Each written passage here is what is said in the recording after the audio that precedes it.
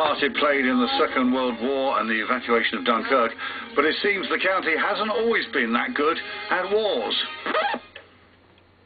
No, we're not. We're not. In fact, it's been pretty rubbish in the past. Kent has had more military disasters than anywhere else in the country. That is according to a new book called Britain's 20 Worst Military Disasters. It sounds like a fantastic stocking filler for Christmas to me. The author is John Withington, and he joins us now. Good morning.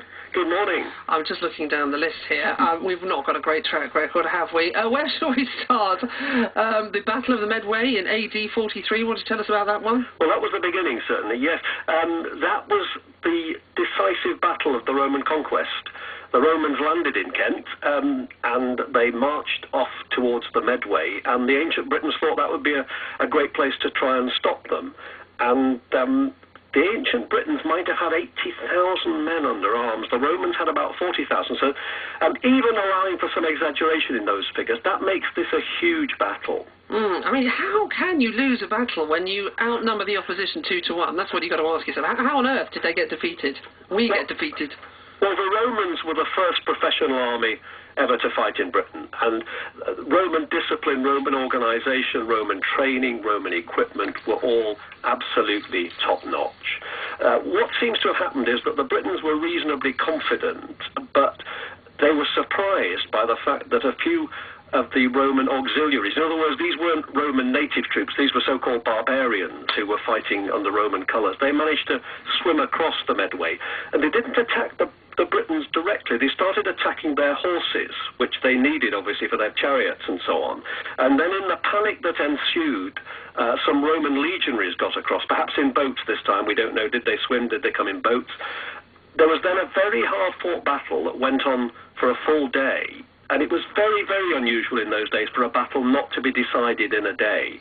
But at the end of the first day, the Romans had their bridgehead on the far bank of the Medway, and the battle actually went into a second day, which is sometimes seen as evidence of what a big battle this was.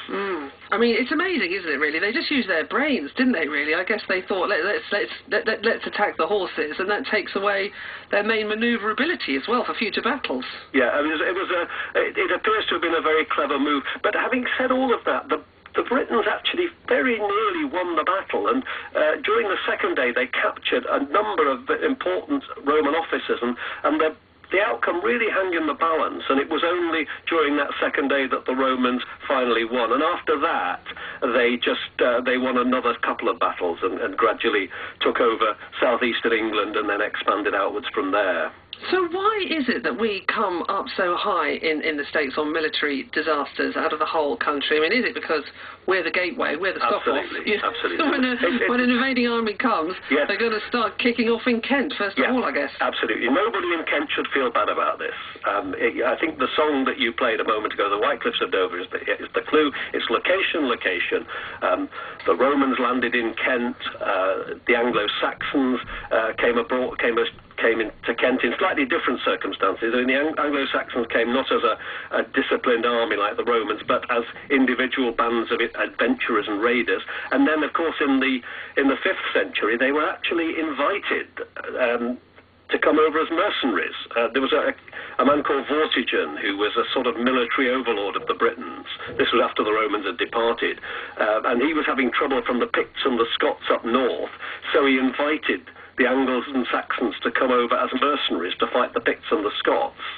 And, that sort of relationship's always a difficult one. So is there anything we can be proud of, any battle that happened on our soil that we didn't lose?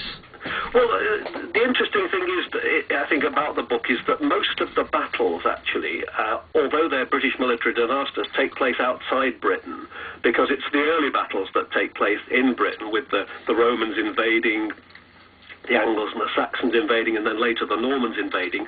By the time you get past about 1066, most of the battles we fight are overseas. And we took to fight to them, and famously won on many occasions. So let's not be too down on this Thursday morning. John Withington, thanks so much for joining us, the author of Britain's 20 Worst Military Disasters, available in all good bookshops, if you can find one right now.